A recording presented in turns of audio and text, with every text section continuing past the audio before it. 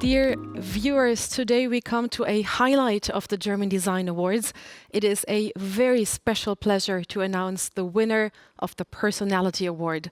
This honorary award is presented for the broad life's achievement for an outstanding design personality. The German Design Award 2021 in the category Personality goes to a woman who has impressively shown us for many years how strongly design influences the development of culture and society and shapes our living environment.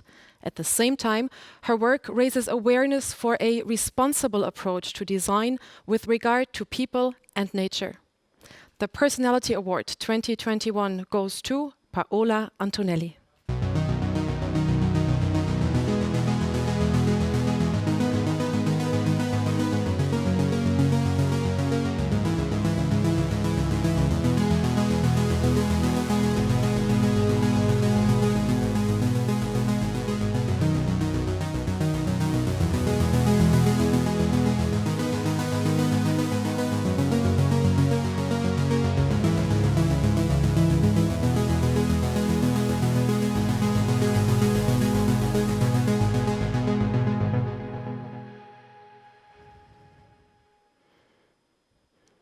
Paola Antonelli will join us live from New York for an interview with Lutz Dietzold in just a second. In the meantime, the designer duo Forma Fantasma also found very personal words for Paola Antonelli in a short video message.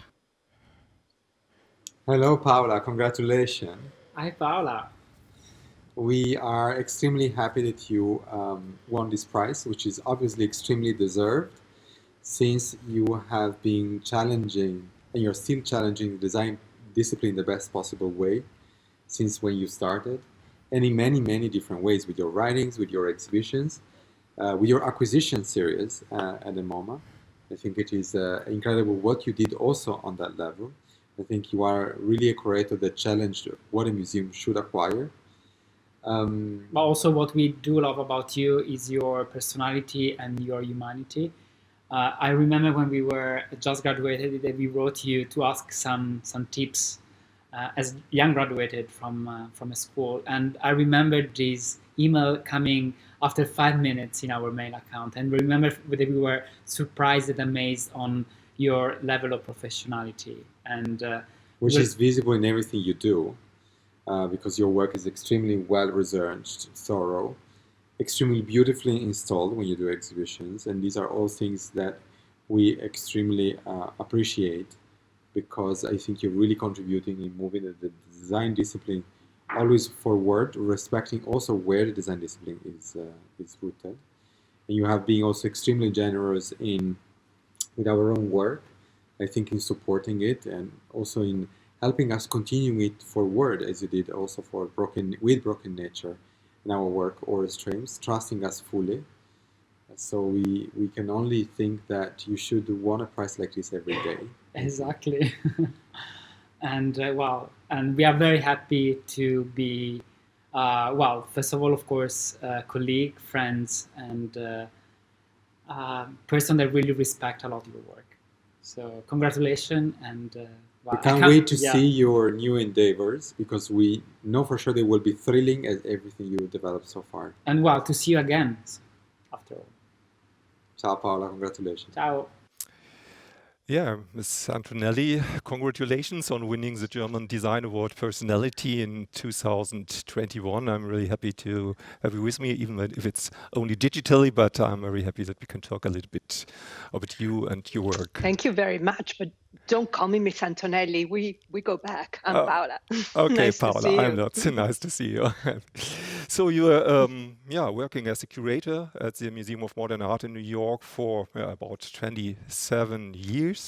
And That's correct. In 2007, you became the senior curator for the Department of Architecture and Design. And at the same time, you also hold the position of the Director of Research and Development. We are more familiar with research and development in the business world. What exactly is behind this?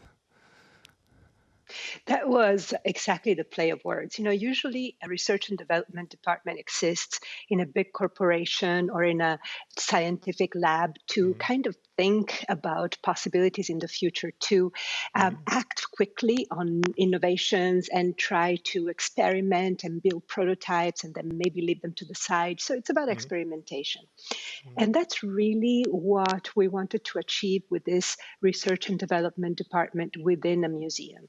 Instead of using technology, we were using culture, but we were trying to prototype ways for our audience to use the museum in everyday life in very active and pragmatic ways. You know, people think that you come to museums to look at art, to increase your own culture, but in truth, museums can help you also deal with very mundane and also tragic situations. They can help you deal with death. They can help you deal with protest. They can help you deal with anger. They can help you even think of angels when the situation is as bad as we've had it during the pandemic. So that's what R&D was like. It was a way to prove to the world that museums can be the R&D of society. This brings me to another topic. You mentioned art. We are often confronted with the statement, design is art. Is design art, Paola? Oh, no. Oh, no. Design, you know, there's always in culture, there's that traditionally this mistaken perception that art is higher than design and that design wants to aspire to become art. But in reality, they're two completely separate entities. And good designers, just aspire to be great designers. And sometimes artists try to go towards design because, you know, design provides the reality check, the connection with the world and with people that you don't have sometimes in art. You know, an artist can choose whether to have a connection with the world, to be responsible towards the world or not. A designer has to be, by definition. That's true. In your exhibitions, for example, Humble Masterpieces, you show that design is more than just styling, decoration, and embellishment, but has an immense influence on our daily lives in many different forms. How do you explain that many people still don't realize that every everyday product, even a manhole cover, is a piece of design? Well, it's great that you chose this particular exhibition because it was installed in 2004 in a gallery in the middle of all the big masterpieces of the art collection. So you had all the Matisses, the Picassos, everything that you can imagine is at the core of the collection of the Museum of Modern Art. And then all of a sudden you had a gallery with post-it notes, with the paper clip, with the Japanese object to stir the green tea. So all of a sudden you had these humble objects that were nonetheless masterpieces because they are so important in our lives. And that's really what great design is about. It's about being able to achieve an idea that in time incredibly functional, incredibly useful to as many people as possible, uses materials in a really economical and elegant way, and adds something to the world without taking space for no reason. So design is amazingly difficult, but I also believe that it's the highest form of human creativity that there is. Okay. In your more recent projects, the topic of environment and sustainability plays a special role. For example, you acted as a curator for the 22nd edition of the Triennale di Milano, which was entitled Broken Nature. What does the title stand for, and what message should visitors take home with them? Yeah, that was a wonderful opportunity because I am from Milan, right? So it was beautiful to be able to work in the building where I started my whole career when I was in my 20s. But of course, design is about life, right? And right now we are in a series of terrible emergencies that are all connected with each other. And the environmental crisis is almost like at the basis, at the forefront, and envelops them all. So it's very important to talk about the environmental crisis, and design has incredible responsibility and also a lot of power to make things better. So the Triennale di Milano has always been about what architecture and design can do about the problems of the world in any moment. And I wanted, together with my great curatorial team, I want to mention them, forgive me, Ala Tanir, Laura Mairan, and Erica Petrillo, we really wanted to try and show to as wide an audience as possible that you can be responsible, you can be sustainable without having to give up or sacrifice pleasure, joy, formal elegance. So it's possible to continue being great designers and be responsible and sustainable. So that's what the exhibition was about. It was about finding all these ideas of restorative design and all the different strategies that citizens can apply in everyday life. And the title Broken Nature came from the idea that there are all these different threads that connect human beings to the rest of nature, because humans are part of nature. And some of these threads have been really broken, severed in the years, in the centuries, and some are weakened, but we can still try and repair them. So it was about that. I would remain a little bit at this point. Over many decades, a throwaway society has developed due to cheap and short-lived products. The result is depleted resources and literate environment. In the meantime, more and more designers are proving with long-lasting products or more environmentally friendly or recyclable materials, even material innovations, that things can be done differently. But how powerful is design really, and can designers heal the wounds inflicted on the world? Design is very powerful. Of course, it cannot act by itself. It's a matter of putting pressure also on manufacturers. It's a matter of helping citizens. And by the way, I open a parenthesis here. I also think it's very, very important to stop talking about consumers and to stop talking about consumption, because words lead behaviors. We should always think not of consumption and consumers, but of citizens acting in the world. So close parenthesis. So designers can influence behaviors, can influence manufacturers, can influence citizens, can have a conversation with scientists, with technologists, and with politicians. So working within the whole system of human agency, they can do a lot. And they also know designers are very specially positioned because designers know about working in teams, right? You cannot achieve anything without putting together a big team and an interdisciplinary team. So that's what they're good at. I think that it's a great moment to be a designer. It's a complicated moment, and therefore it's a great moment. And then more rhetorical question. Do you believe that design or designers can bring about a change in the way society thinks? I think you just answered it, but yes. Oh, yeah. Oh, yes, okay. Definitely. And they should all understand that they can do that. They have that responsibility. Okay. Yes, today's design sets the course for our lives in the future. With what attitude do designers have to go about their work today so that we have a future worth living?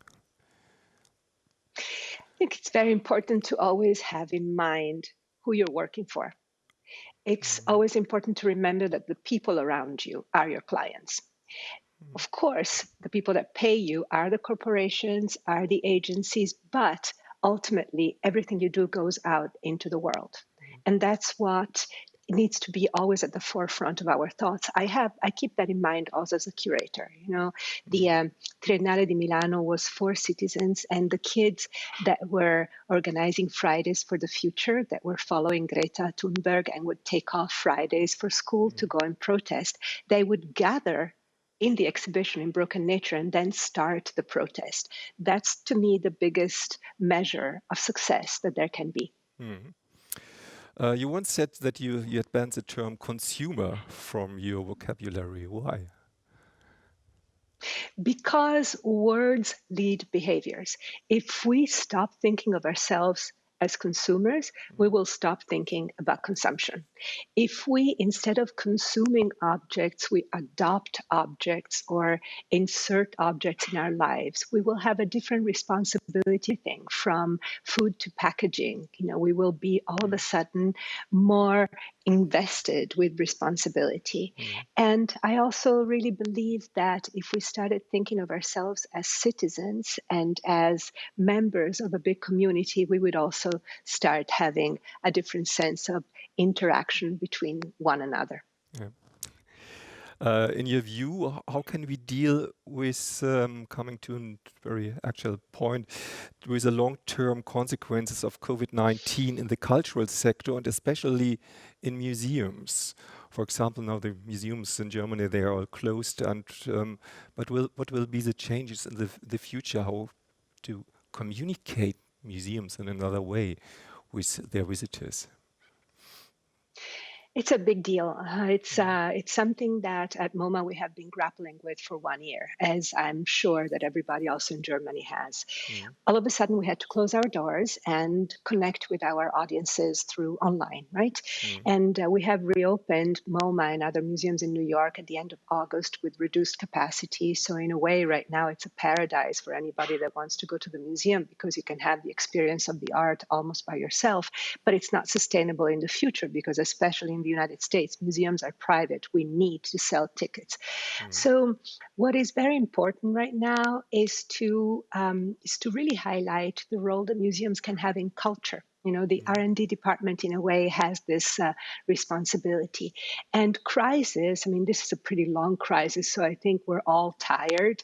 But crises are a moment to really figure out how to be sharp and how to be really incisive. You know, at the beginning of the pandemic and in the lockdown, with my great friend, the design critic Alice Rawsthorne, we started this Instagram live program called Design Emergency, in which we interviewed anybody from designers to bona fide designers to surgeons that had invented the split ventilator to the illustrator that designed the image of the COVID-19 that we're using all over the world. So there's a way to really highlight how crisis heightens perception and sharpens utility and incisiveness. And the same happened with museums. You know, during the lockdown, we formed a crisis management team. We figured out with other museums how to have a safety protocol for both our visitors and our staff. So right now we're set for the future, right? I do believe that as a society, we will keep some of the habits that we have formed during the pandemic. I have a feeling that we will keep on using masks the way Asian cultures, Asian communities, you know, Japanese or Chinese use them, you know, whenever you have, as a form of altruism, of responsibility towards your community. I have a feeling that we will be changed in the future, and hopefully for the better, even though politics is going the other direction.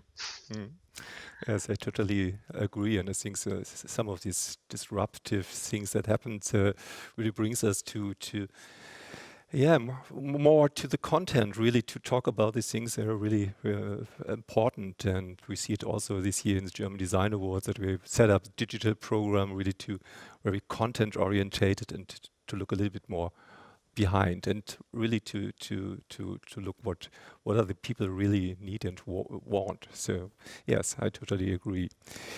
So Paola, thank you very much for having the time to discuss a little bit with me, and congratulations again on winning the German Design Award Personality 2021. Thank you, Lutz. Thank you also to Andrea and Simone. And thank you to the Radfilmgebung. I'm really, really honored by this award. You are a bastion and a beacon of the quality of design in the world. So it means a lot to me. Thank you. Dankeschön. Thank you very much, Paola. Grazie. This has been quite a delightful interview. Thank you very much. And dear viewers, we say goodbye to you at this point and look forward to seeing you again next time. Stay healthy and goodbye.